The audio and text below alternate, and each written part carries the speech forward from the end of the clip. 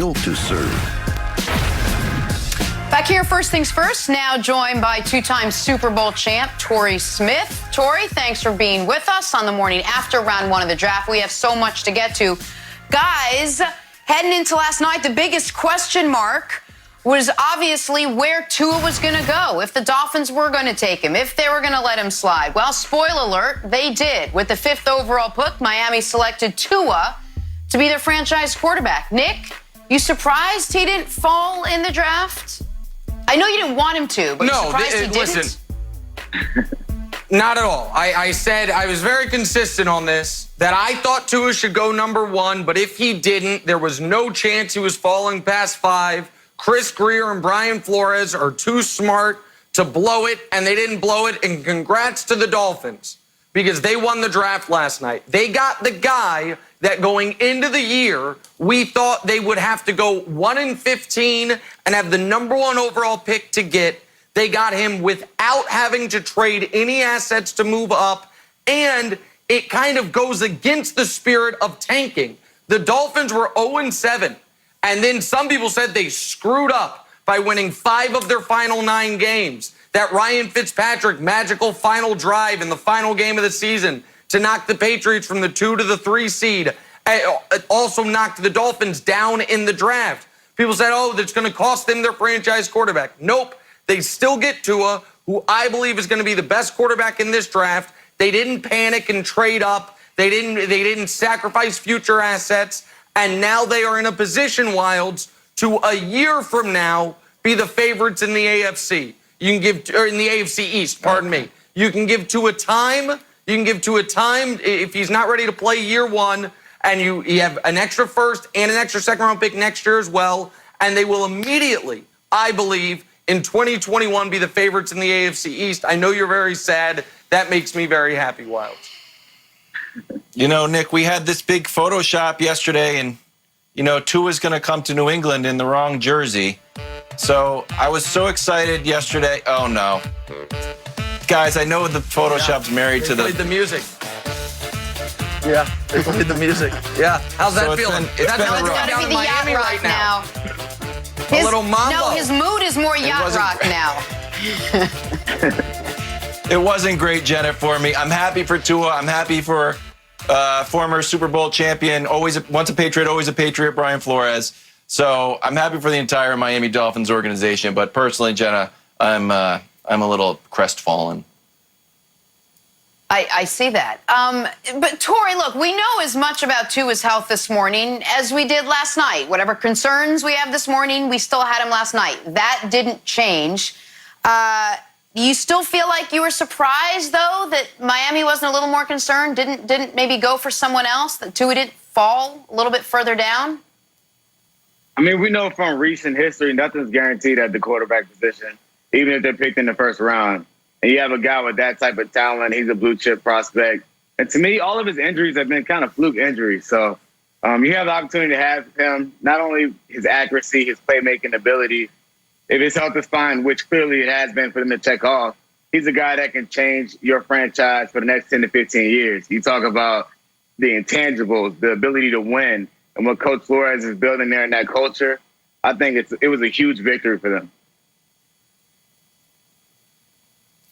So, Nick, we heard a report that Tua is going to come in and compete right away for the job, that he probably won't sit. So how quickly do you think he could turn around this franchise? How quickly could Miami contend with Tua there now? Oh, I think they can win the division in 2021. I think it's as simple as that. Oh. I think that I believe Tua will be better than Darnold. I believe Tua is already better than Josh Allen, and I know he's better than whoever the Patriots have. If you have the best quarterback in your division, you are almost always the favorites in your division. So barring the Patriots making some shocking move for Cam Newton, the Dolphins, this is how you turn around a franchise, like this. You have a plan, you stay true to the plan, you execute the plan. Why can't the Dolphins be the class of the AFC East after a year of growing pains for Tua, whether he starts part of the year, all of the year, or none of the year? And Torrey, I would ask you, when you have the Dolphins have 6 picks in the top 70 and then 4 first and second round picks next year, What type of shot in the arm can that franchise have as far as all the young talent plus all the free agent money they spent this offseason, Tori? I agree with you. I think 2021, they'll have the opportunity to compete. I'm not going to say they're going to win the division right away, but they'll have the opportunity to compete for sure. You know, when you have a quarterback and the talent that they're building, a quarterback essentially each year could be the difference between 3 or 4 games by themselves. They put themselves in a great position, and they had a heck of a run towards the end of last year, and they're just winning, just small wins, and trusting their process. Nick, how do you think the Dolphins should handle Tua and how they should use him next year? Well, I don't think you have to rush him, but if he's fully cleared medically, then after a month or so of the season, he can come into the starting lineup.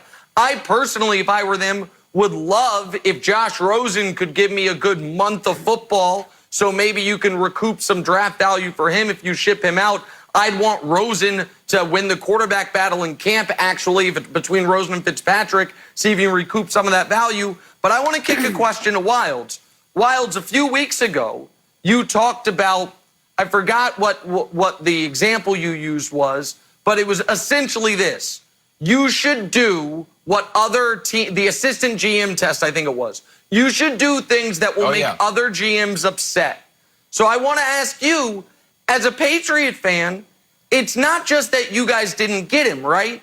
It's also that he's in the division now. He didn't go to the Chargers. He didn't go to the Lions. The Jags didn't trade up to get him.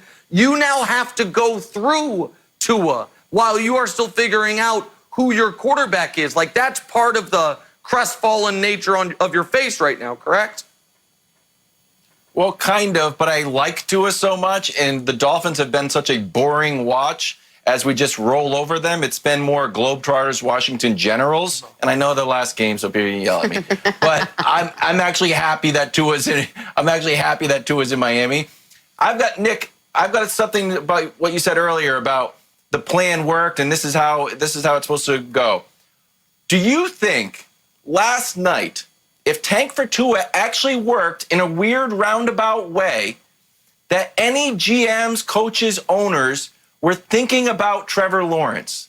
If they saw this work out and you think that they can contend immediately, we know there's a superstar waiting right there. Do you think that Trevor Lawrence was on anyone's mind last night? Well, listen, I think he should be on a lot of people's minds. As much as I like Tua, Trevor Lawrence, to me, is the best prospect. Doesn't mean he's going to be the best quarterback. The best prospect since Andrew Luck, if not further back. So maybe since Peyton Manning. I love the guy's potential, but I'm going to almost flip that question towards Tori, which is, I think the Dolphins showed, and you can tell me if I'm wrong, you can't tank in the NFL.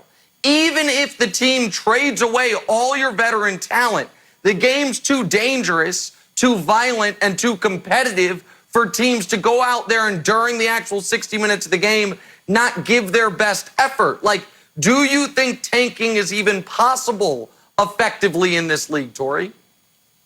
I don't believe it's possible. Even then, there's professionals in every position. Are there some rosters that are more talented than others? Yes. But like you're saying, this game is violent and it has to be played a certain way. You know, it's not like basketball where you might be able to let up on defense. Like, you can seriously be hurt if you go and you relax on the football field. So tanking isn't a part of anyone's plans, but I believe that when it happens, you're for sure thankful for a prospect like Trevor Lawrence is sitting right there waiting for you. Also, guys, Miami ended up with Tua, but the tanking didn't work. The tank for Tua didn't work. No one knew Tua was going to get hurt. No one knew that Miami was going to drop to where they did. It was incredibly lucky that the stars aligned and they ended up getting him. To tank for Trevor, it's complicated and dangerous, but also very hard to do. But we shall see. All right, let's take a slight turn here, talk some hoops. Off air, Tori, you were talking about how much you like LeBron's the amount that we talk about LeBron from Nick. Wait till you see this. Nick has made it his life's work, my friend, to compile the top 10 playoff performances from his guy. This morning, well, strap in. Here we go. This morning, the big reveal. What game, Nick Wright, do you have at number 1? All right, if you look at this list, you see thus far there's only been one game on the list that is not an NBA Finals game. That was the 48 special against Detroit when 22-year-old LeBron took the league by storm, scoring 25 consecutive points to essentially announce himself as the best player in the league. There is one other game on this list that is not an NBA Finals game. It is the #1 game on the list. It is the single most important game of LeBron's career. Game 6 of the 2013 NBA Eastern Conference Finals. LeBron James, 2012, I said the wrong year. 2012 Eastern Conference Finals. LeBron's 45, 15, and 5 in Boston, down 3-2. Now, the numbers are unbelievable. LeBron became the first guy since Wilt to score that many points that late into the playoffs on that few free throws. He did it all with jump shots, only had 4 baskets at the rim. But it's not about the numbers. It's about where LeBron's career was and where it could have gone and where it did go.